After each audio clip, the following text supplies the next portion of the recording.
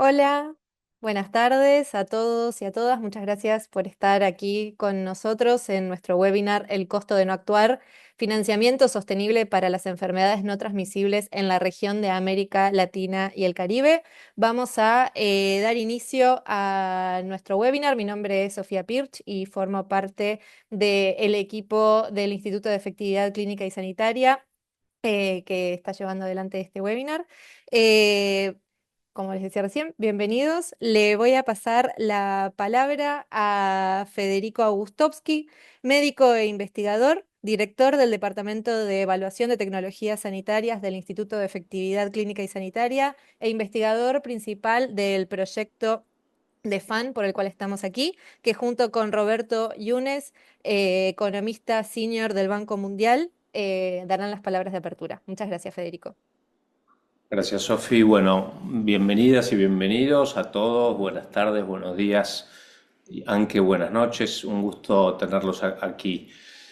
Creo que Roberto todavía no llegó, pero en cualquier momento se suma. La idea es tratar de compartir en este rato, este poquito más de hora que tenemos juntos, un reporte que acabamos de lanzar, que hicimos un lanzamiento preliminar en la semana, en la World Health Assembly hace unos meses en Ginebra, de un estadio preliminar y hoy es el lanzamiento oficial de este reporte que trata de hacer un diagnóstico y pautas de acción en el tema del financiamiento de las enfermedades no transmisibles en Latinoamérica y el Caribe. Así que esperemos que sea un rato provechoso. Algunas reglas de etiqueta. Vamos a usar las preguntas y respuestas del chat. Ahí Sofi y Coti van a estar respondiendo algunas preguntas y también pueden ir dejando preguntas para los panelistas que vienen después de la presentación de Natalia Espínola. Y después, there is also translation to English. You have the globe at the bottom of your screen where you can choose the interpretation and use the English as the language for the English speaking audience that is joining us. Así que no sé si Roberto llegó o todavía no. Si no, te paso la palabra a vos, Sofi.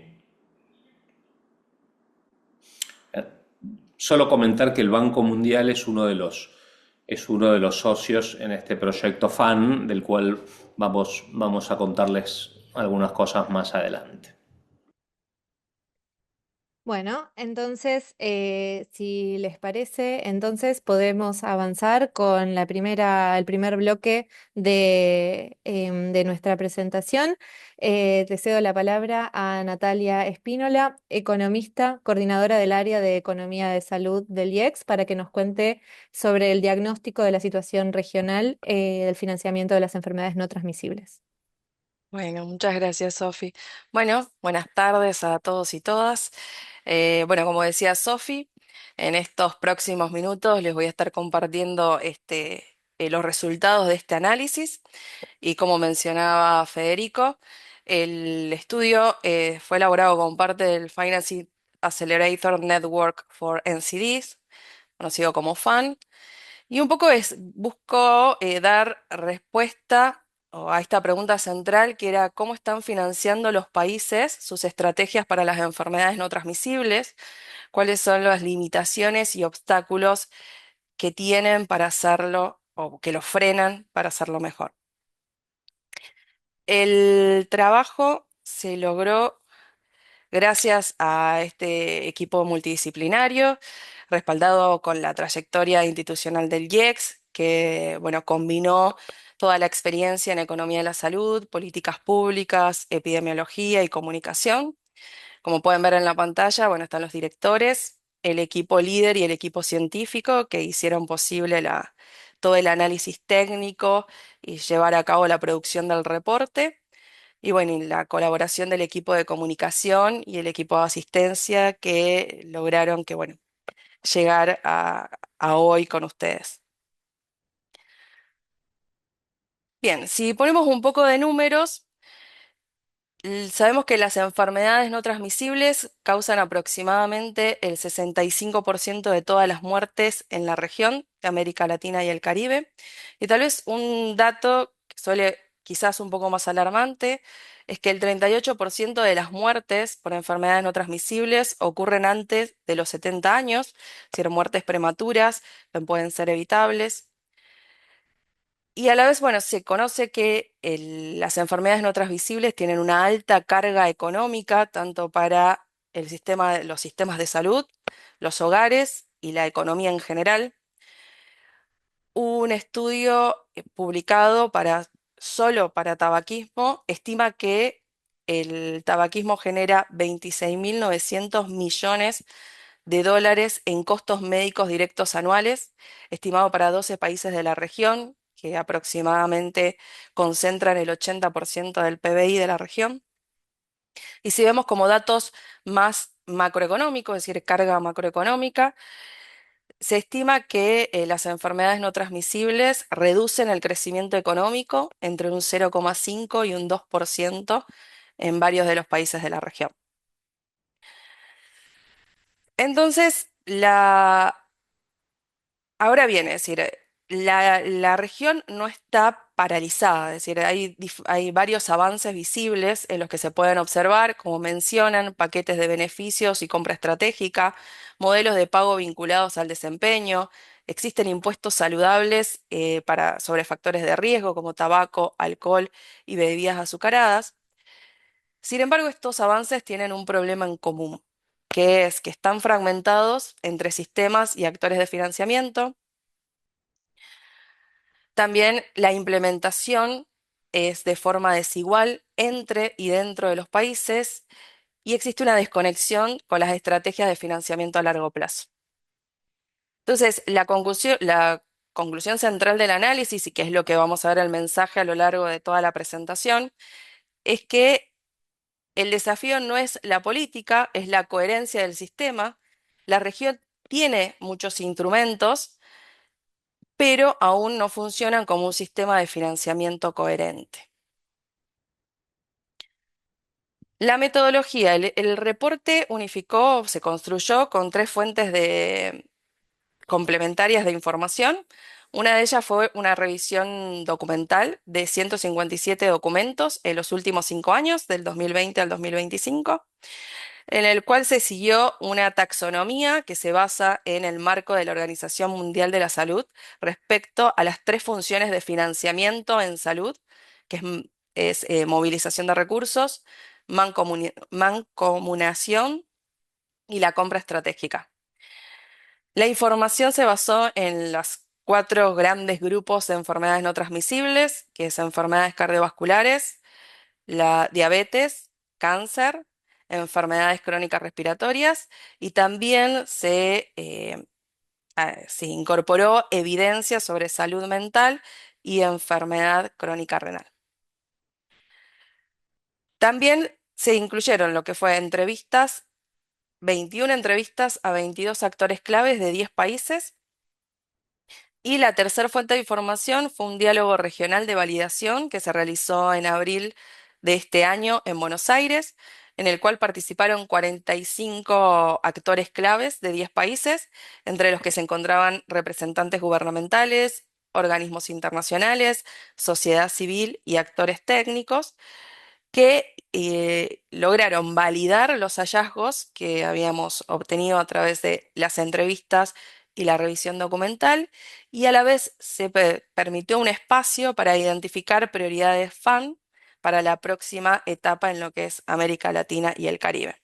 Entonces, con toda esta información se logró triangular e integrar en el reporte del proyecto. En cuanto a los resultados, identificamos 4 barreras estructurales que emergieron como si fueran consistentes en los 10 países. Y que no son problemas a nivel nacional o subsistemas, sino que se fueron como identificados más de patrones regionales. Uno de ellos, que es la fragmentación, fue el más frecuente, en donde nos encontramos con múltiples esquemas de financiamiento, programas paralelos y actores que operan en silos con incentivos limitados a integrarse. La segunda barrera que identificamos fue la visibilidad limitada del financiamiento. Si no existe una imagen clara de cuánto la región gasta en enfermedades no transmisibles, cómo se asignan los recursos, ni qué resultados generan. Si los presupuestos para las enfermedades no transmisibles actualmente se encuentran embebidos en lo que son las líneas presupuestarias generales. Y esto se visibiliza no como un problema únicamente nacional, sino también podemos ver que la base de datos principal de estadísticas de gasto en salud de la Organización Mundial de la Salud no presenta estadísticas sobre la participación del gasto en enfermedades no transmisibles sobre el gasto total en salud. Que no tenemos información como para saber dónde estamos parados para evaluar hacia dónde vamos. La tercera barrera es la brecha de política e implementación. Si los países tienen estrategias sólidas nacionales, pero estas a veces no se traducen consistentemente en lo que son programas adoptados, sostenidos y escalables. A la vez, como sabemos en la región, existen ciclos políticos e inestabilidad política que a veces erosionan aún más la continuidad de estas posibles estrategias. Y la cuarta barrera estructural que identificamos fue la subinversión en prevención. La región, el gasto y el foco de política de la región siguen concentrados en intervenciones hospitalarias, curativas y de alto costo. Entonces, lo que observamos es que la prevención primaria y la salud mental están crónicamente subfinanciadas.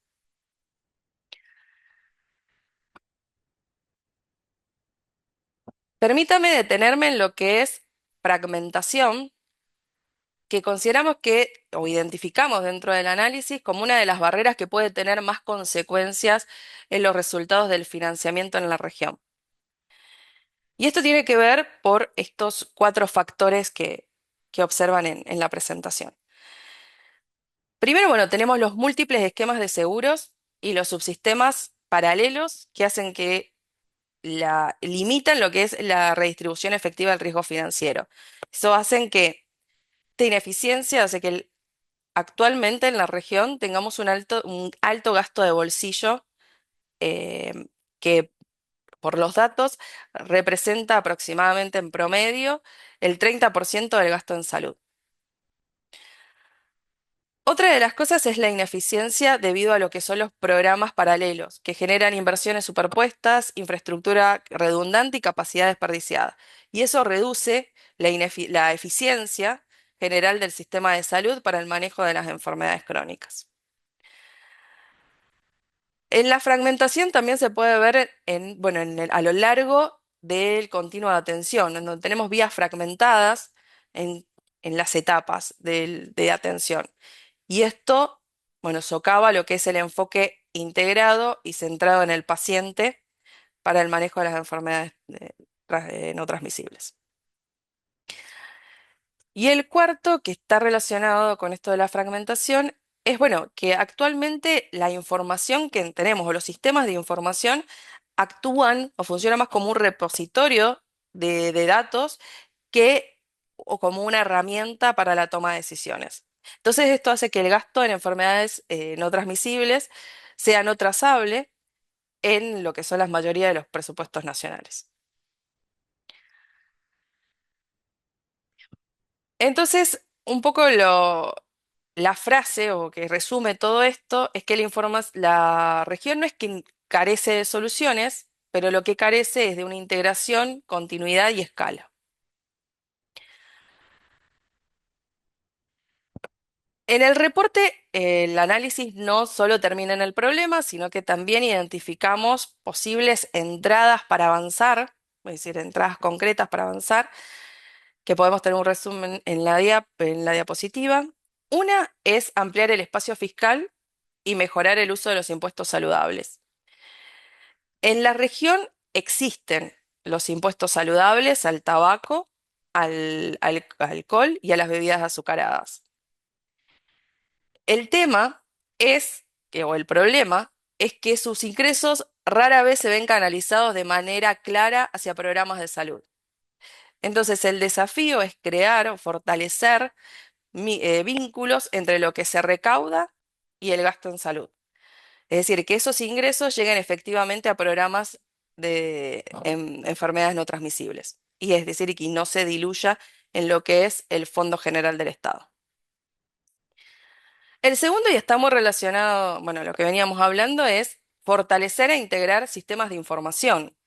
Es necesario mejorar la trazabilidad y comparabilidad del gasto en enfermedades no transmisibles. Esto pide como la necesidad de desarrollar indicadores regionales, de manera que podamos apoyar la toma de decisiones y la rendición de cuentas sea posible. El tercero, como veníamos, es invertir en prevención y reforzar la protección financiera, es decir, reequilibrar la asignación de recursos hacia prevención primaria y atención primaria en salud, y bueno, y reducir el gasto de bolsillo que generan estas condiciones crónicas. El cuarto, como verán, es alinear los mecanismos de pago con resultados a largo plazo, es decir, vincular los pagos a proveedores con los resultados de largo plazo. También avanzar en lo que son negociación de precios y planificación regional para algo que se mencionó y bueno, y los países mostraron preocupación, que son todos los que son medicamentos y tecnologías de alto costo. Y bueno, y apoyar programas existentes con potencial de escalamiento. Tenemos experiencias prometedoras en la región y es necesario documentarlas. Y eso a nosotros nos va a permitir generar evidencia para ver cuáles son esas innovaciones exitosas que podamos escalar, fueran más allá de, como dice, de las etapas piloto y que puedan sobrevivir a largo plazo a las transiciones políticas.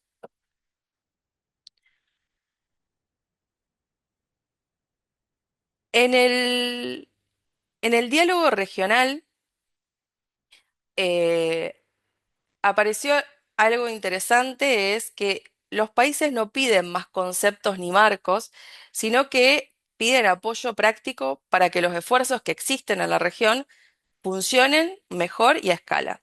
Entonces, en el diálogo regional se identificaron 4 prioridades en las cuales los participantes fueron consistentes y tienen que ver con estos puntos de entrada que vimos anteriormente. Mejores datos y visibilidad del financiamiento. Si es necesario, mayor trazabilidad del gasto en enfermedades no transmisibles. Eso va a fortalecer la planificación, se va a poder hacer una priorización y también la rendición de cuentas. El escalamiento de programas existentes. En el reporte, como verán, y además tal vez también conocemos varias experiencias en la región, es que tenemos programas de alto impacto, como el programa Sumar en Argentina, HERS, Farmacia Popular en Brasil. Entonces, es necesario brindar apoyo técnico y financiero para poder escalar estos programas con integración al sistema. Lo otro es un aprendizaje de las experiencias y colaboración regional. Entonces, en el diálogo regional surgió esto lo de plataformas entre países para compartir las lecciones aprendidas en estas 3 funciones de financiamiento de salud que mencionamos y también para poder generar datos que se puedan utilizar en la toma de decisiones. Y la cuarta prioridad es relacionado al tema de herramientas para el acceso y los precios, es decir, poder generar también información regional sobre precios de medicamentos, acuerdos de acceso gestionado. Existen algunas experiencias en la región aún incipientes y estrategias de negociación que consideramos identificamos que puede ser una prioridad máxima para los gobiernos.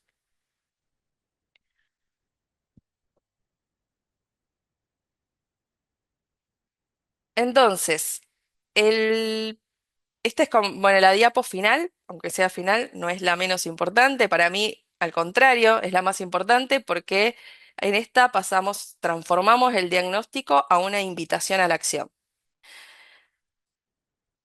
La restricción que identificamos es real. La fragmentación es la barrera central, pero no es la ausencia de herramientas, es la falta de integración, continuidad y escala.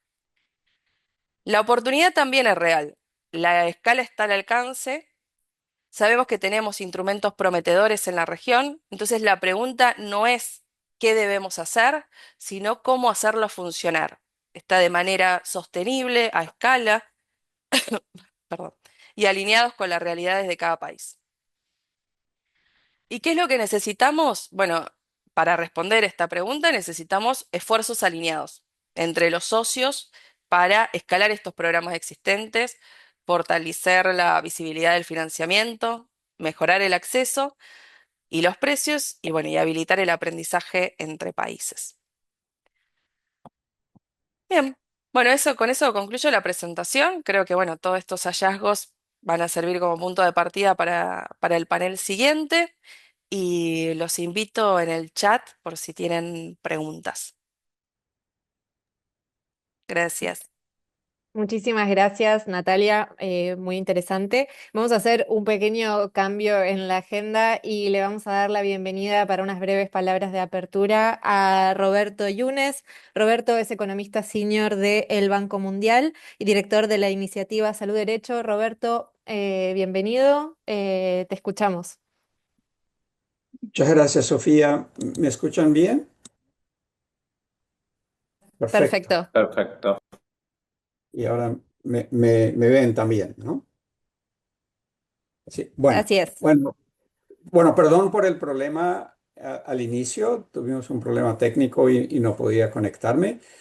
Pero bueno, quizás aprovecho las últimas palabras de Natalia para comentarles un poco de dónde surge ese modelo, esa propuesta de trabajo que el Banco Mundial viene desarrollando con Access Accelerated, el Financing Accelerator Network. Lo que estamos viendo hoy es resultado de una colaboración que se extiende hace varios años entre el Banco Mundial y Access Accelerated, y eso ha evolucionado a lo largo del tiempo y nosotros llegamos a la percepción que deberíamos caminar hacia una nueva dirección en el sentido de traer ese trabajo de manera más cercana a los países, ¿no? Y la idea fue desarrollar esas redes entre países, justamente para caminar hacia lo que Natalia decía, a la necesidad de alinear esfuerzos. Lo que estamos intentando a través de ese nuevo modelo es construir redes regionales. Empezamos con África. Ya hay una red establecida en África. Ahora estamos expandiendo hacia América Latina y el Caribe. Y entonces esa sería la segunda red regional. La próxima sería en East Asia. Um, entonces, la idea es que tratar de consolidar, aprender, diseminar y intercambiar experiencias entre los países, entre los gobiernos, los proyectos, los actores, de manera a que los esfuerzos no se queden aislados y fragmentados, como decía Natalia también, ¿no? Um, entonces, la idea es que vamos a estar construyendo ese trabajo a nivel regional. Um, pero en la medida que las diferentes redes regionales se establezcan, ojalá podamos caminar hacia a un contexto incluso global, ¿no? Porque hay experiencias en diferentes contextos que quizás de manera muy concreta pueden ser adaptadas, ajustadas a los contextos específicos de cada país, de cada región. Entonces, estamos muy optimistas con ese nuevo modelo.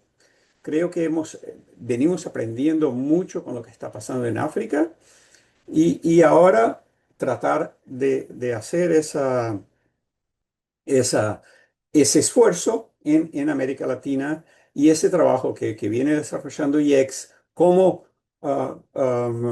centro organizador de esa red en la región nos permita el suceso el éxito que sí se puede alcanzar en la región. Entonces, bueno, quería darles las muy bienvenidas.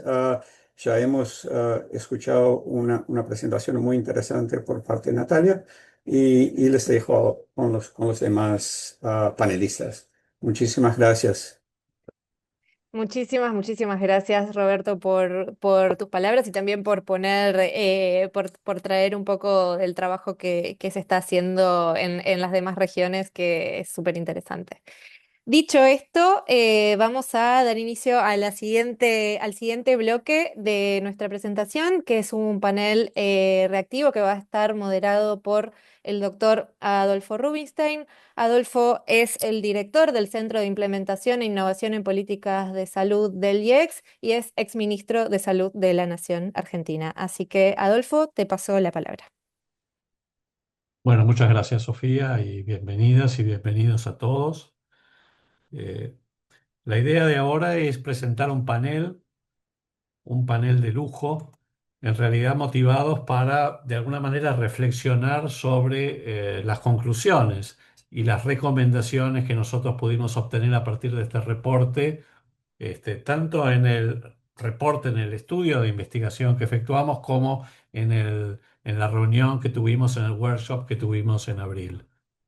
No voy a repetir lo que mencionó Natalia en su reporte. Las enfermedades no transmisibles representan en muchos países más de tres cuartas partes de la carga de enfermedad, sobre todo en los países de medianos y altos ingresos en América Latina y Caribe.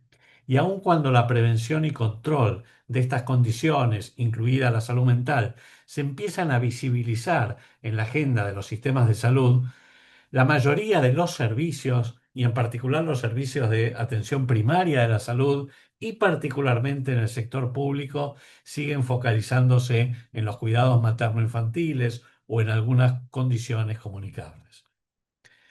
Si bien podemos contar, como se mencionó en el reporte, en nuestra región con algunas experiencias, instrumentos o mecanismos que han resultado exitosos, tanto para la movilización de recursos, la mancomunación de fondos o la compra estratégica de servicios, muchas de estas iniciativas chocan con barreras estructurales relacionadas con la segmentación, la fragmentación, la pluralidad en el financiamiento, en la organización, en la entrega de los servicios.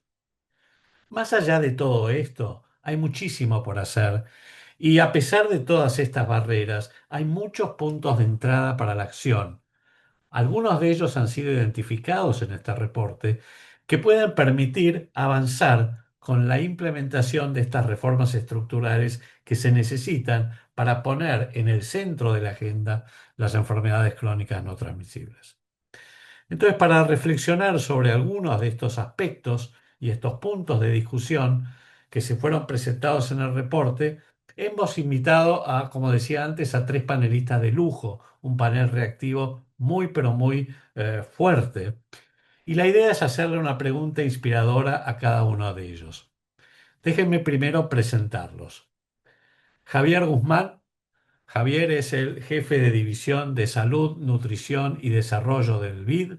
Ocupó cargos de liderazgo previos en el Center for Global Development y en muchas organizaciones no gubernamentales a nivel global y en Colombia, su país, donde fue director de INVIMA y de la agencia y estuvo muy comprometido con la Agencia de Evaluación de Tecnologías, con la creación de la Agencia de Evaluación de Tecnologías en su país. Y desde ya su experiencia abarca desde seguridad sanitaria global, política de medicamentos, y muchos otros aspectos estratégicos que hoy hacen a la salud global. Javier Además, es médico, lo cual diría yo que es una rareza en un banco, digamos, multilateral como el BID, y además tiene una formación muy importante en políticas públicas. Tenemos a María Eugenia Bonilla. María Eugenia Maru es líder del Programa de Desarrollo Humano del Banco Mundial para Argentina, Paraguay y Uruguay. Fue previamente economista principal en el mecanismo de financiamiento global y trabajó en práctica global de salud, nutrición y población del Banco Mundial en Argentina, en México y en Panamá. Lideró muchas actividades operativas y de asistencia técnica sobre financiamiento de la salud, políticas de cobertura en países de todo el globo y particularmente enfermedades crónicas no transmisibles, donde me tocó a mí, cuando estaba en el ministerio, interactuar mucho con ella en varios programas de desarrollo que tuvimos con financiamiento del Banco Mundial y muy focalizados en enfermedades crónicas no transmisibles. Y finalmente, Ernesto Báscolo. Ernesto es también economista, es jefe de la Unidad de Atención Primaria de la Salud de la Organización Panamericana de la Salud. Cuenta con más de 30 años de experiencia, tanto nacional como internacional, en servicios y políticas de salud, incluida la gestión y movilización de recursos en proyectos de organismos internacionales. También con Ernesto hemos interactuado muchísimas veces en los últimos años. Dicho esto, vamos a disparar las primeras preguntas. La primera pregunta es a Javier Guzmán, quien me dijo que tal vez tenga que retirarse unos minutos antes de terminar el panel por otro compromiso, así que comenzamos con Javier. Como le decía, Javier es fundamentalmente es el jefe de la División Salud, Nutrición y Desarrollo del BID. Javier, como recién comentaba, muchos instrumentos innovadores, exitosos, que han contribuido al mejoramiento de la prevención y el control de las enfermedades crónicas ya existen en Latinoamérica. Nati los comentó en el reporte. Podemos citar a Sumar, al programa Redes del BID en Argentina, al auge GES en Chile o la cuenta de alto costo en Colombia, solo por citar algunos ejemplos. Sin embargo, como también se comentó, la fragmentación, la falta de institucionalización de muchos programas hacen que algunas de estas iniciativas, muchas de ellas apoyadas por organismos multilaterales como el BID, no sean sustentables en el largo plazo, ni siquiera sobrevivan muchas veces a la discontinuidad política y a los cambios de gobierno. La pregunta es, desde la experiencia del BID, ¿cuáles son los mecanismos concretos de cooperación técnica o financiamiento que propondrías para blindar de algún modo institucionalmente estas iniciativas, de modo que sobrevivan a estos ciclos políticos? Esto sin crear estructuras redundantes o paralelas a los que ya existen.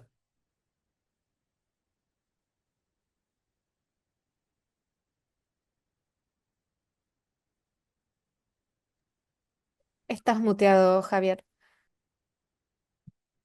Sí, saquen la placa, por favor, así ya los podemos ver a los panelistas.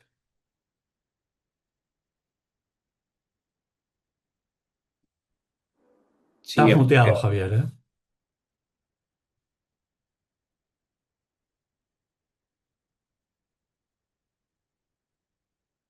Tal vez tienes que reiniciar. No, no Ahí era está, yo. ya está. Ahí Era, está. era centralmente que me tenían bloqueado. Pero ya, gracias. Bueno, bienvenido. Pero no fue a propósito, ¿eh? No, no, por supuesto que no. Me siento muy bienvenido y contento de estar acá con ustedes. Felicitaciones por el estudio y muchas gracias por la invitación. Creo que es un momento muy importante para la región para tener esas conversaciones y entre tengamos los mensajes más alineados y digamos que las estrategias más articuladas, mejor nos va a ir como sector. Que muchas veces, es una de las reflexiones que tengo como funcionario del banco, nosotros en el sector salud nos involucramos en conversaciones que son un poco como una cámara de cacofónica donde solo nos escuchamos nosotros, pero cuando vamos a hablar con el Ministerio de Finanzas, ellos nos ven como uno de miles de sectores en donde están compitiendo por recursos y nosotros somos gasto. Em, en los bancos, la contraparte es el Ministerio de Finanzas, y así como va hoy salud, mañana va educación, pasado mañana va protección social, después va transporte, después va agua, saneamiento. Entonces creo que como sector debemos tener una narrativa que sea clara y que sea contundente. Lo primero que yo diría antes de abordar tu pregunta, Dolphy, es que estamos en una situación difícil porque el gasto en salud es menor del que quisiéramos todos, menor de las recomendaciones, menor que la OECD en la región. Em, Más o menos a la región es 4% del PIB. Argentina, de forma interesante, tiene un gasto que es mucho más alto, pero ese gasto solo va con las fuerzas que tenemos a aumentar, ¿no? Nosotros hicimos un estudio en el banco y más o menos pensamos que el gasto se va a duplicar o incluso triplicar en los países al 2030 y al 2050. Eh, 400% en República Dominicana, 300% en Panamá, 180% en Guatemala. O sea, existen fuerzas que hacen que el gasto vaya a aumentar si no hacemos nada, y esto tiene que ver con el envejecimiento, enfermedades crónicas, por supuesto, tiene que ver con la presión tecnológica. Y eso creo que enmarca la conversación, ¿no? Más necesidad, un gasto que va a ser creciente y unas limitaciones fiscales muy importantes. Los países están en una situación fiscal difícil en donde no van a aumentar gasto, si al caso van a mantenerlo. Entonces, en esas condiciones de aumento de necesidades, no aumento del gasto y hacer más con menos, la pregunta es, ¿cómo se puede hacer esto? ¿Qué estrategias podemos tener? ¿Qué eficiencias podemos tener en el gasto? Y eso es, creo que, de alguna manera nuestra forma de ver la situación desde el punto de vista de financiamiento. Y lo primero que yo diría, respondiendo a tu pregunta de qué estrategias, tiene que ver con cambios estructurales, que estamos hablando de reformas que no tienen que ser, como lo llamaban antes, el Big Bang, la reforma Big Bang, ¿no? Que modificaba todo el sistema, como la que vimos en México en su momento, como la que vimos en Colombia, la Ley 100, como la que vimos en Chile, sino que son reformas más pequeñas, pero que tienen un significado bien importante. Para dar un ejemplo, en este momento estamos apoyando a Panamá para que se reduzca la fragmentación de su sistema de salud. Ellos tienen la caja por un lado, el Ministerio de Salud por otro lado, donde no existe en este momento un marco de integración. Eh, y ese es el tipo de cambio que creo que es deseable y factible. Cómo dos subsistemas se pueden articular de manera adecuada desde el punto de vista de, por supuesto, de operación, de tarifas, de acceso, de servicios, de calidad, y probablemente hacia adelante en algunos casos se puede hablar también de la mancomunación o de la forma en que se logran los recursos. Entonces creo que esa es una de las formas con reformas, y puede ser reformas que no se ven tan grandes, pero son muy significativas. Lo segundo, yo creo que es claro que en enfermedades crónicas y en estos retos que tenemos, necesitamos tener una atención primaria muy fuerte. Y no es la atención primaria, no por decirlo despectivamente, no es la atención primaria de alma mater, donde era conceptual, donde era ideológicamente muy fuerte, muy bonita, pero esto es práctico y eso está, uno, resolutivo, tecnológicamente conectado, trabajando en red, concebida no solamente como una puerta de entrada, sino como un elemento de prevención, un elemento de promoción, un elemento de ir a buscar las comunidades, y también como un elemento de seguimiento, porque todas estas enfermedades, parte de lo que tenemos que hacer todos es, uno, el diagnóstico, la prevención, el diagnóstico temprano, y después la prevención de complicaciones secundarias, reducir no solamente el costo, sino mejorar la calidad y el bienestar de los pacientes. Entonces creo que ese punto yo diría la atención primaria resolutiva 2.0 es una de las estrategias en que nosotros nos hemos enfocado. Trabajamos de alguna manera con los países en esto. Tenemos una plataforma de la Alianza de Cuidado Primario con la OPS y con el Banco Mundial. Y creo que hay mucho más por hacer. Creo que ahí es un espacio donde como multilaterales y como países debemos fortalecer lo que significa esta atención primaria 2.0 resolutiva, cómo se logra la financiación de la misma, cómo se lleva a otros niveles. Lo tercero que yo mencionaría como estrategias tiene que ver con identificar los principales elementos de gasto dentro del sistema y los principales elementos de ahorro o de maximizar el valor en salud que se logra por esa inversión. El estudio lo mostraba y daba algunas ideas, hablaba de medicamentos, insumos, pero yo creo que también hay que pensar en por un lado, desperdicio, que tiene que ver con todas esas intervenciones, servicios que se prestan que son duplicativos, repetitivos, o que simplemente no son pertinentes. Y ahí vamos a apoyarnos, por supuesto, en la transformación digital para esa identificación. También creo que es importante ver el talento humano en salud, el talento humano y con los cambios que se avecinan en relación a no solamente esto de tener otro tipo de profesiones o tener otro tipo de funciones dentro de profesiones existentes, va a cambiar cómo maximizamos el resultado que tenemos de la inversión en talento humano en salud, la productividad de ese personal en salud. Em, y finalmente, yo creo que, y lo he mencionado de alguna manera, para nosotros el momento de la transformación digital es ahora como un facilitador de reforma, un facilitador de eficiencia, un facilitador de continuidad de cuidado, facilitador de la calidad. Tenemos las herramientas, lo importante es cómo la operacionalizamos, ¿no? Con la OPS trabajamos en una ambición muy grande que es la Ruta Panamericana de la Salud, es conectar toda la región de manera digital, así como se conectó de manera física con la carretera. Pero yo creo que esa aspiración nos lleva a que cada país pueda dar todo su potencial en relación a este elemento que facilita eh, muchos de los objetivos, ¿no? Que ya mencioné, eficiencia, calidad, incluso equidad. Em, ahí paro. Muchas gracias, Dolphy. Muchas gracias, Javier. Seguimos entonces con Maru. María Eugenia. Existen impuestos al tabaco, alcohol, bebidas azucaradas, entre otros mencionados por Nati, y hemos identificado iniciativas en este sentido en muchos países de la región, y que obviamente son instrumentos muy importantes para reducir la carga atribuible a enfermedades crónicas no transmisibles y de algún modo también aumentar el espacio fiscal. Sin embargo, solamente 9 países pudimos identificar que de algún modo revierten, al menos formalmente, pero en general parcialmente, estos fondos para la prevención o el control de las enfermedades no transmisibles. Y por otro lado, el financiamiento externo a través de, por ejemplo, préstamos concesionales de los bancos sigue siendo marginal frente a la escala que hoy tiene el problema.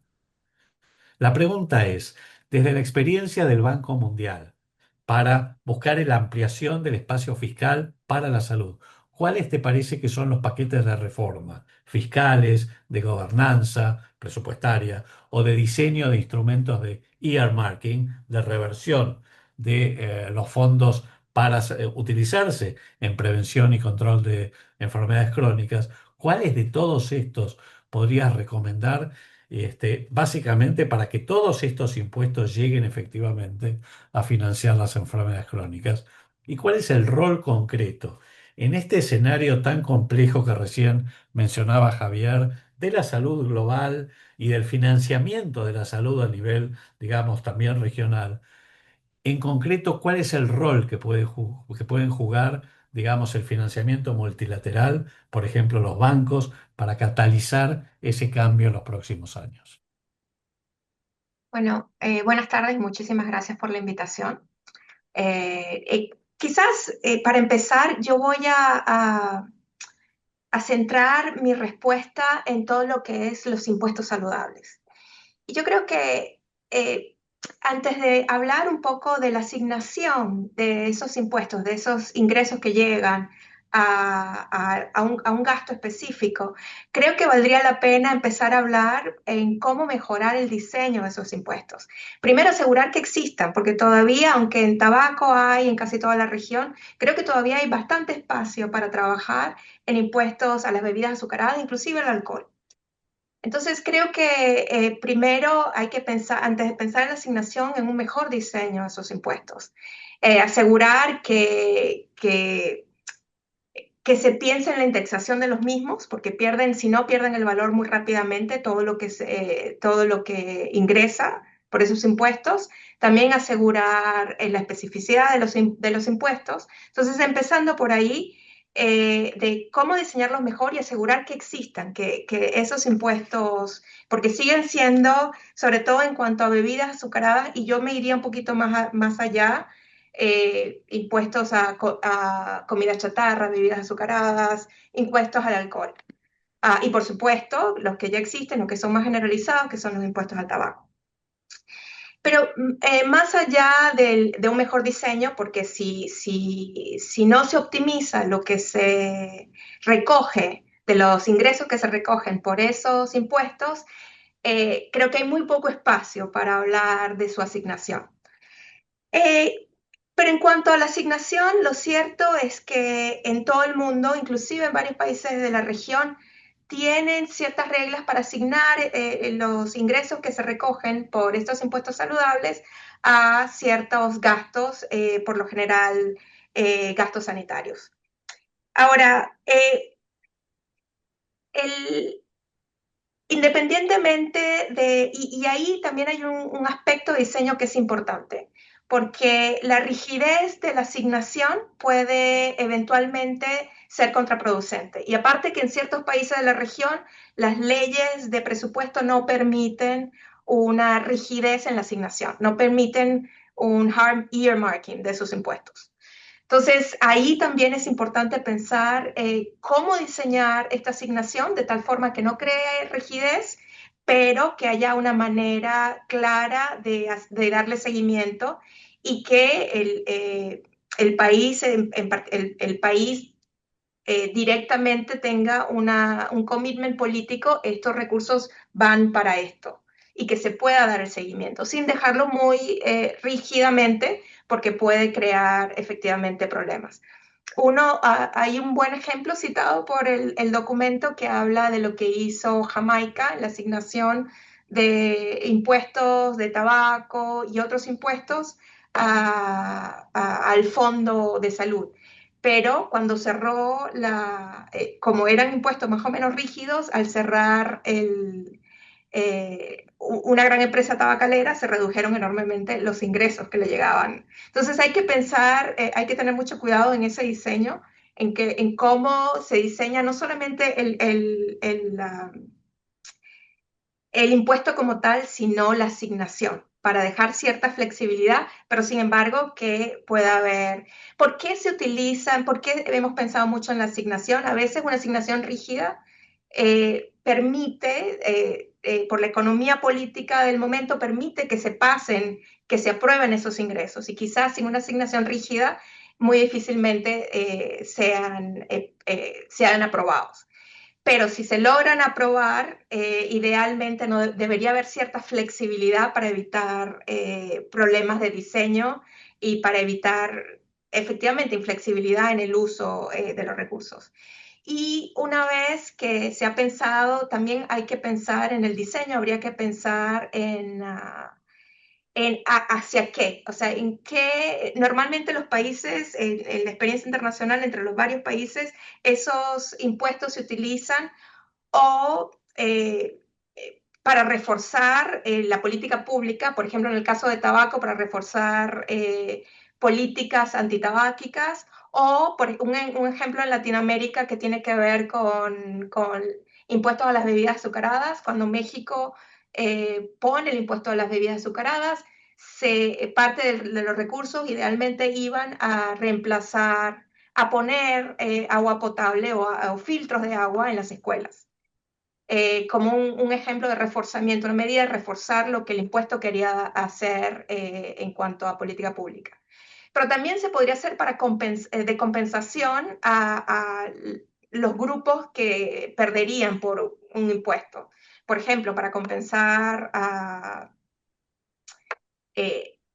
los productores de tabaco, que eso lo hace Argentina con su impuesto al tabaco.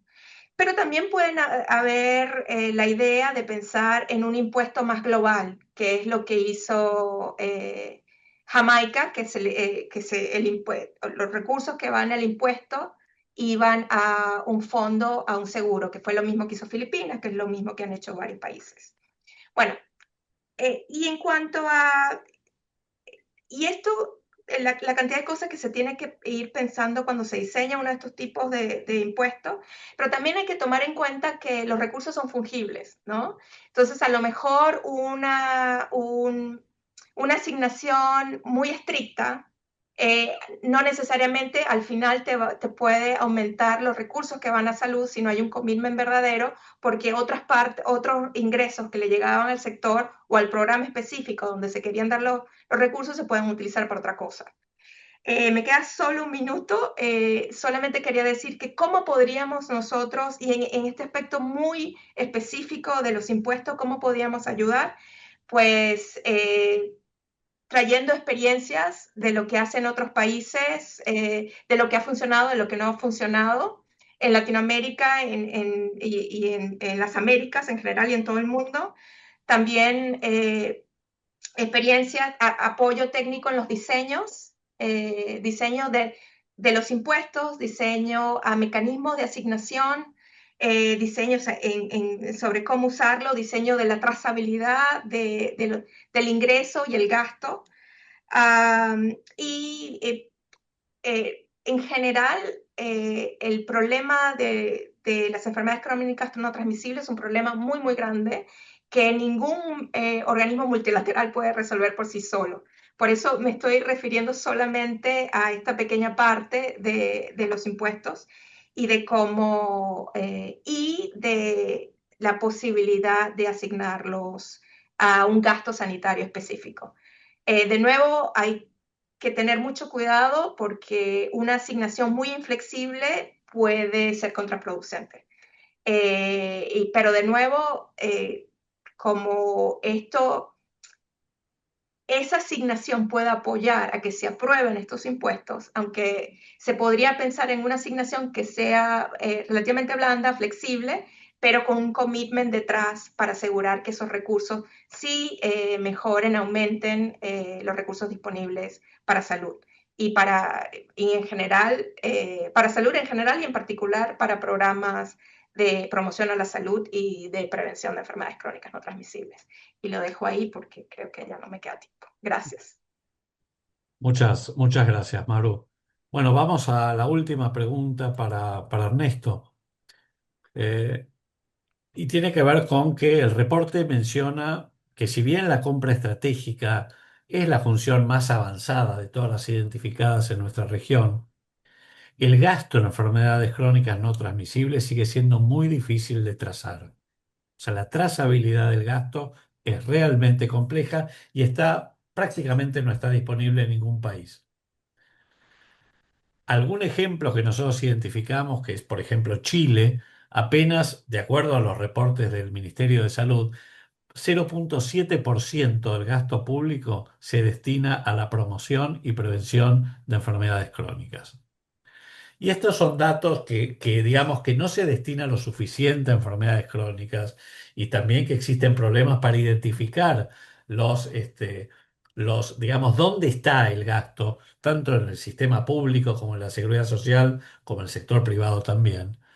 Y el problema ya no parece ser de diagnóstico, sino y esto tiene bastante que ver con lo que recién comentaba Maru, de diseño e incentivos. Desde la OPS, y dado tu rol en el liderazgo de la estrategia de atención primaria de la salud, ¿qué cambios concretos en el diseño de la compra estratégica, que puede ser vía paquetes de beneficios explícitos, mecanismos de pago, contratación de prestadores, cuál de todos ellos vos podrías proponer para reorientar el financiamiento hacia la prevención en el primer nivel de atención? ¿Y qué condiciones institucionales te parece que harían falta para que estos cambios fueran viables en los próximos años? Bueno, antes que nada quiero felicitar por el trabajo, también por el evento y disfrutar también de este panel. También es un gusto, quiero expresarlo claramente, estar con los colegas del BID y del Banco Mundial. Para nosotros es una oportunidad invalorable y además por el contenido, ¿no? Por la discusión tan estratégica. Yo para abordar el problema no puedo dejar como una introducción, de caracterizar cuál es el desafío que tenemos adelante, ¿no? No se trata simplemente de incorporar prestaciones en el margen, se trata de modificar de alguna forma la matriz de la forma en cómo se organizan los servicios de salud y se da respuesta a este problema que muy bien Natalia explicitaba y desarrollaba en la presentación del trabajo. Y hay una palabra que resonaba y que me parece que es clave, no solamente yo diría en el diagnóstico, sino también para construir una hoja de ruta que tiene que ver con el tema de la fragmentación, incluso en todos los niveles, ¿no? No solamente en un nivel macro, sino especialmente la fragmentación de la organización de los servicios. Y yo para de alguna forma organizar esa respuesta sobre cómo la compra estratégica puede abordar la fragmentación en la organización de los servicios de salud, destacaría cuatro ejes que son claves para abordar la fragmentación y que tienen que ver con la integración. Un componente de la integración tiene que ver con la continuidad del cuidado. El segundo eje para mí clave tiene que ver con el tema de los determinantes sociales, cómo integrar en el territorio distintas intervenciones, incluso intersectoriales, cómo abordar la fragmentación que tiene que ver en cómo uno incluye, integra los programas de salud para que no trabajen de una forma en paralelo, aislada. Y por último, este componente que de alguna forma envuelve a los anteriores y que muy bien lo expresabas vos, Dolphy, y que tiene que ver como no solamente integrar, sino también enfatizar, ponderar, darle un mayor, digamos, rol estratégico a la prevención y a la promoción de la salud. Y en ese marco voy uno por uno. La compra estratégica para mí es indispensable que si bien uno puede estar aprovechando y recolectando lecciones aprendidas en distintos contextos, no debería ser una respuesta en términos de receta, digamos, ¿no? Tendríamos que en todos los casos estar pensando muy claramente cómo aprovechamos ciertas iniciativas, pero adaptándolo a cada uno de los contextos. El primer elemento es clave, ¿no? Cuando hablamos de integración, necesitamos pensar mecanismos de pago que promuevan la continuidad de la atención. Esto significa incorporar mecanismos de pago e incentivos para facilitar la referencia y la contrarreferencia, para mejorar la capacidad resolutiva del primer nivel de atención y los equipos de salud. En todos los casos, la cuestión de la prevención debe ser parte de la continuidad de la atención en los distintos niveles. Incluso, obviamente, por mi rol, como vos mencionabas, la importancia del fortalecimiento del primer nivel de atención, pero siempre en una mirada de continuidad de los cuidados.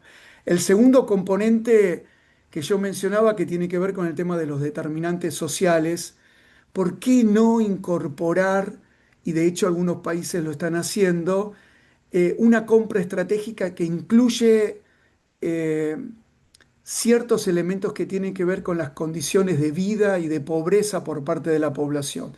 Un ajuste de riesgo, promoviendo las equidades al interior de los distintos territorios me parece clave. Pero incluso cuando hablamos de compra estratégica, y los determinantes sociales, cómo hacer para financiar también prescripciones sociales, es decir, intervenciones intersectoriales que son fundamentales para modificar no solamente conductas, sino condiciones de vida de la población y en muchos casos intervenciones que vienen por parte de la escuela o incluso de distintas áreas, incluso no estatales, que son fundamentales para mejorar esas condiciones de vida y mejoran la efectividad de, de las intervenciones en salud, digo, no solamente médica, sino incluso de prevención y de promoción de la salud. El tercer elemento que quiero destacar y que yo mencionaba previamente que tiene que ver con los programas de salud, ¿no? Estamos acostumbrados a veces a priorizar ciertos elementos incorporando un nuevo programa. Y ahí tenemos un gran repositorio y una trayectoria en donde vamos sumando programas de una forma muy fragmentada. De alguna forma, las lecciones aprendidas en ese caso es que si bien uno puede estar incorporando ciertos objetivos que tienen que ver con mejorar el desempeño, el aumento en la cobertura, en el acceso, en los resultados de ciertos programas, estos tienen que estar embebidos en una compra estratégica que los integre. Y por último, yo diría que la perspectiva de integración que tiene que ver con la salud pública y que tiene que ver con gran parte de el componente de la pregunta que vos mencionabas, la integración con políticas de prevención y promoción de la salud. Yo en ese caso, si bien, como vos lo mencionaste, hay países que tienen paquetes de servicio en donde han incorporado elementos de prevención. este, yo diría que, bueno, explicitar esas intervenciones es un elemento muy importante, pero no todos los países tienen sistemas de paquete de servicios y no en todos los territorios sobre los cuales uno quiere modificar la organización de los servicios de salud, ese es el mejor elemento, ¿no? Yo creo que también en forma complementaria hay que financiar estructuras de prevención y de promoción de la salud. Y eso significa que la compra estratégica tiene que estar al servicio de ir generando sostenibilidad de esas estructuras. Y por último, vos hacías la pregunta sobre cuáles son las condiciones, ¿no? que son necesarias para garantizar cierta sustentabilidad de estas políticas de prevención y promoción de la salud. Y de nuevo no puedo dejar de recordar, de poner sobre la mesa la cuestión de la fragmentación. Muy bien está en el documento que ustedes presentaron, que cuando hablamos de fragmentación no es solamente la fragmentación en la organización de los servicios, es también la fragmentación del sistema, ¿no? Que a veces se transforma en una barrera fundamental para una entrega muy efectiva. Es por eso que yo, cuando pensamos una agenda no solo de largo plazo, en reformas como muy bien lo planteaba Javier en el ejemplo de Panamá, y estamos hablando en el corto plazo, yo creo que cuando hablamos de condiciones institucionales hay que fortalecer capacidades institucionales críticas en los territorios. Y con eso hay que poner la lupa sobre las estructuras que existen, las capacidades que tienen esos actores, los instrumentos que son utilizados a la hora de fortalecer una agenda que se refuerza sobre el tiempo. Bueno, creo que me agoté todo el tiempo y agradezco nuevamente este espacio. Gracias. Muchas gracias, Ernesto. Solo en un minuto mencionar un poco cuáles fueron los puntos más importantes que se abordaron por parte de los panelistas. Javier, básicamente, mucho de lo que significa hoy en el contexto global y en el contexto regional también, las dificultades para poder ampliar el espacio fiscal, para darle más espacio, valga la redundancia, a la salud y particularmente a las enfermedades crónicas. Pero sí mencionó la transformación digital como un importantísimo facilitador de la integración de cuidados y, parafraseando un poco a lo que recién comentaba también Ernesto, a cómo tratar de, digamos, de alguna manera a morigerar a través de vasos comunicantes la fragmentación institucional que tenemos. Y también habló de la transformación digital como un importante motor de darle mayor efectividad, mayor eficiencia y mayor calidad a los sistemas. Maru se abordó específicamente el tema de los impuestos saludables y yo creo que mencionó algo que es muy interesante, que hay un problema de diseño y que el problema de diseño afecta claramente la sustentabilidad, el sostenimiento de estos impuestos a lo largo del tiempo, que a veces son muy rígidos, pero que a veces se necesita esa rigidez para de alguna manera plantar las políticas, pero que tiene obviamente su lado complicado cuando no tienen la suficiente flexibilidad como para adaptarse a los contextos. Y que obviamente eso requiere mucha voluntad política. Y Ernesto fundamentalmente hizo el foco uno de la alianza, que no lo habíamos mencionado, pero es muy importante, la alianza para el fortalecimiento de la atención primaria, que hoy está como plataforma, están trabajando la OPS, el BID y el Banco Mundial, que está dando, digamos, un espacio que nunca tuvo la atención primaria, como de alguna manera para direccionar las políticas de salud, particularmente y en buena medida también hacia las enfermedades crónicas.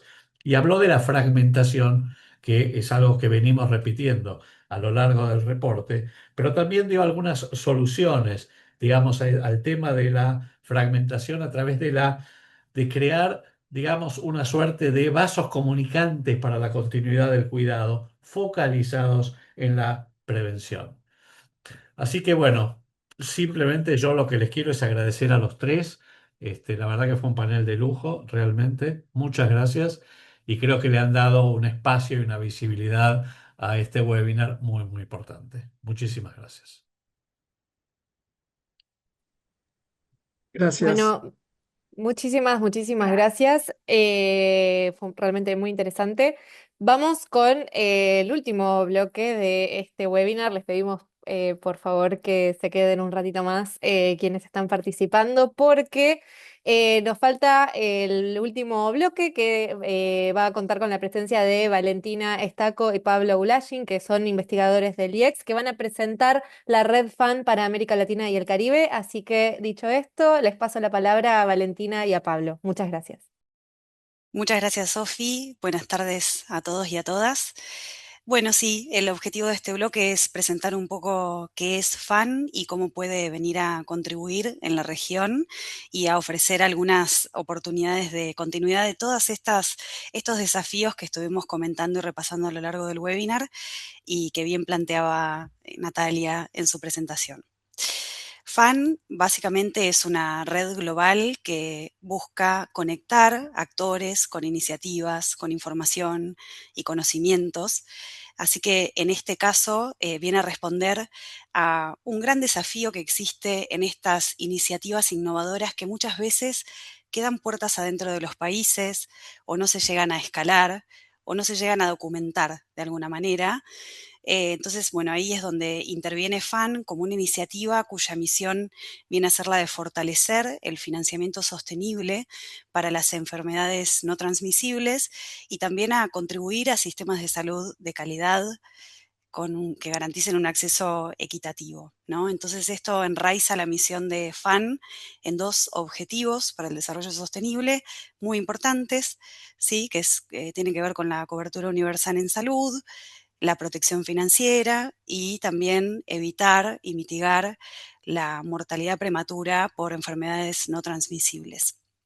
Si vamos a la siguiente, por favor.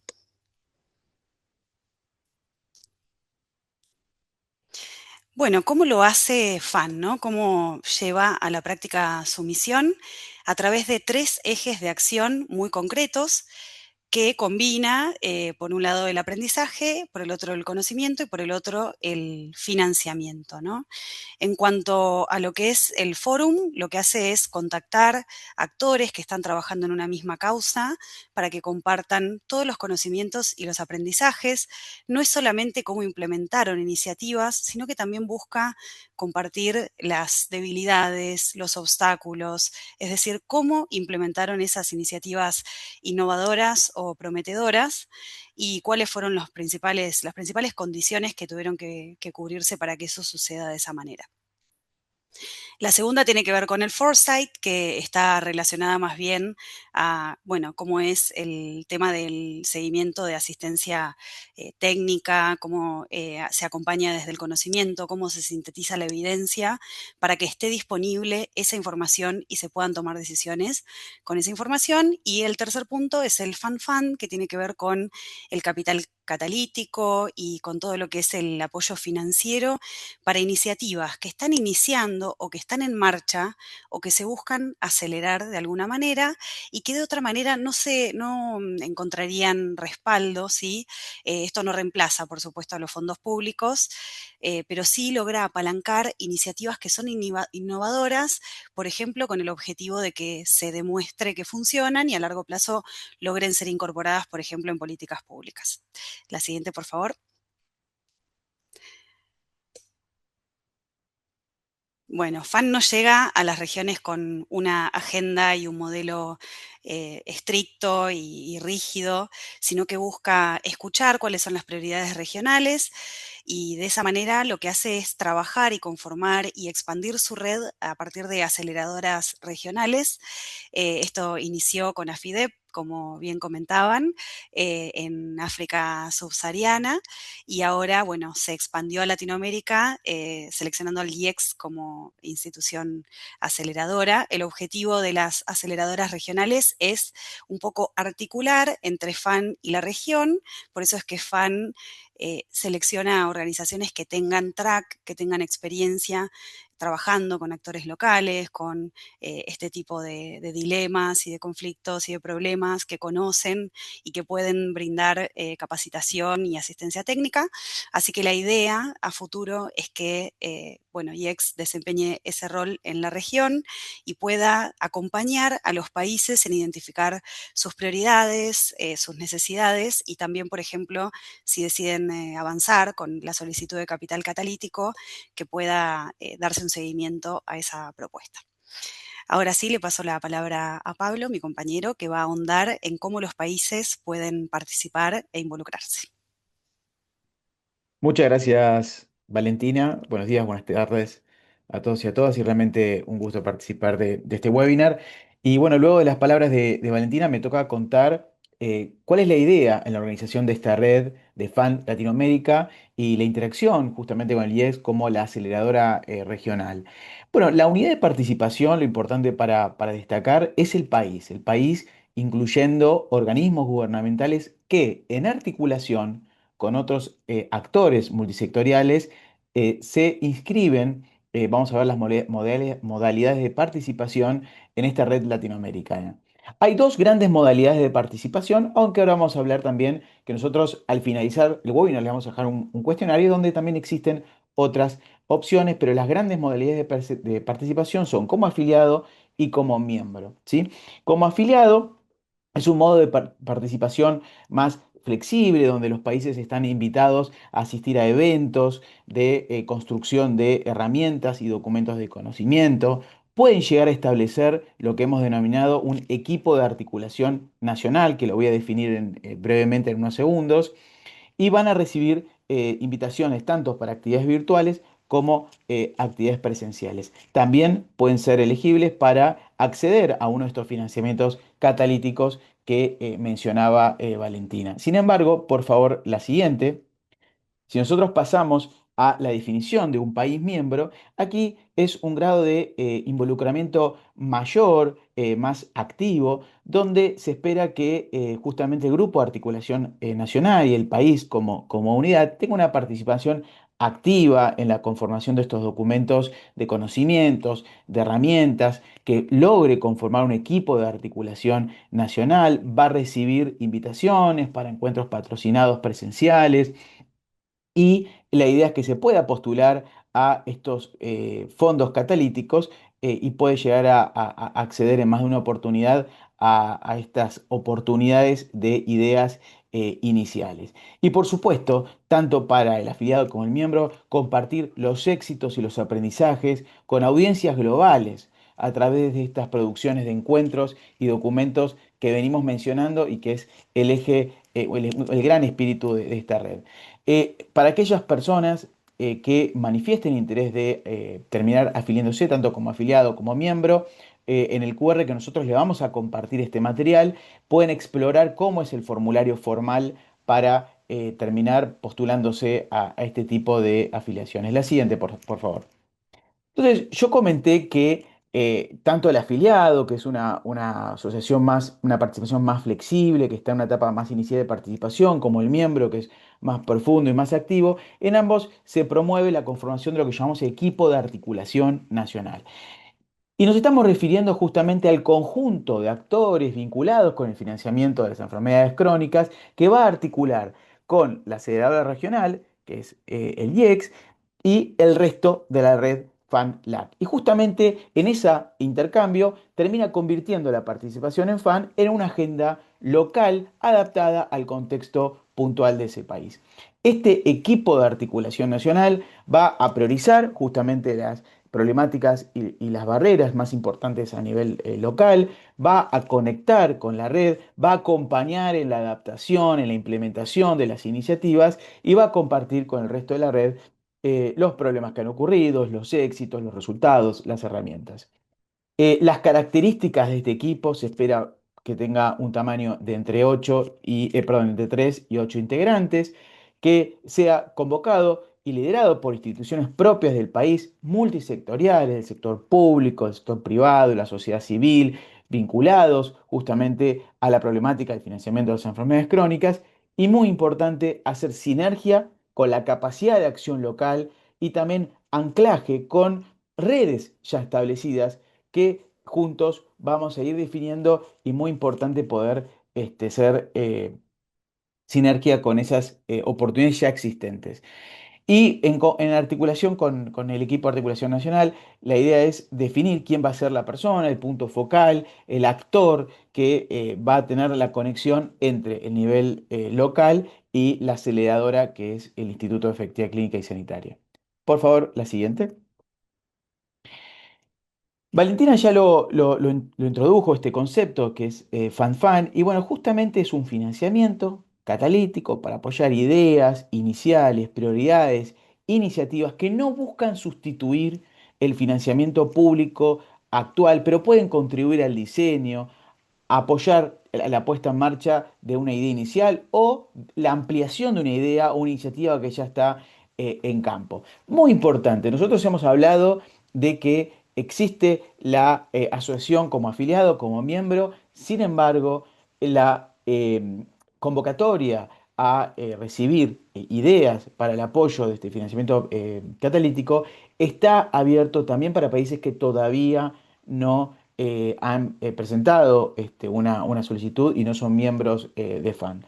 Después, al terminar este webinar, como decía, nosotros vamos a diseminar, esto es muy importante, un formulario donde están, y lo comento también en la diapositiva subsiguiente, van a poder comentar cuál es el interés y el grado de involucramiento que esperan tener con la red, gracias por pasar la diapositiva, para poder nosotros ir tomando contacto. Entonces, justamente donde nos preguntamos, bueno, ¿cuáles son los próximos pasos después de hacer estas definiciones de FAN Latinoamérica? El primer paso es este formulario muy breve, de 2 minutos, que van a estar recibiendo, donde van a poder declarar si desean mantenerse informados, recibir información acerca de las convocatorias abiertas o si quieren explorar la participación como país afiliado o como país miembro. Entonces nosotros nos vamos a poner en contacto con ustedes y hacerles llegar el formulario específico para esta aplicación.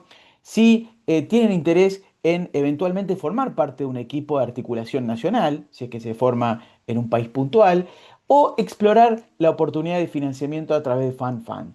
Justamente van a tener la oportunidad de detallar una idea preliminar ya existente que quieran comentarnos y la completitud de este formulario no implica ninguna aplicación formal ni solicitud de financiamiento actual, sino que nos sirve muchísimo a nosotros, primero su importante feedback sobre este webinar y segundo, para poder tomar contacto con ustedes de acuerdo a los intereses que ustedes nos manifiesten en este formulario. Y para el punto número 3, que es justamente el inicio de la construcción de la red FAN Latinoamérica, le doy la palabra a la directora del Departamento de Investigación en Enfermedades Crónicas del IEX, investigadora y médica cardióloga. Bienvenida, Vilma Irasola, para nuestro cierre. Muchas gracias, Pablo. Estamos llegando al final de este encuentro y realmente queremos agradecer enormemente a los cerca de 100 asistentes que nos acompañaron y especialmente a nuestros panelistas. Como decía Adolfi, tuvimos un panel de lujo. Queremos agradecer especialmente a nuestros panelistas que generosamente compartieron con nosotros su conocimiento y su experiencia. Y muchísimas gracias también a R4D, a Access Accelerated, al Banco Mundial, que hacen posible nuestra red FAN para Latinoamérica y el Caribe.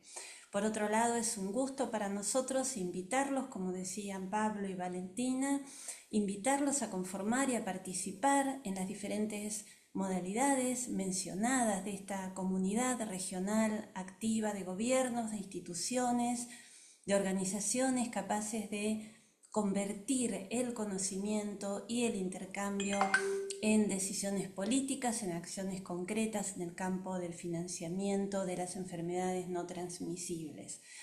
Nuevamente les recuerdo que al finalizar este encuentro los invitamos a completar el formulario que va a estar disponible, aun cuando todavía no tengan completamente definido el nivel de participación que desean asumir.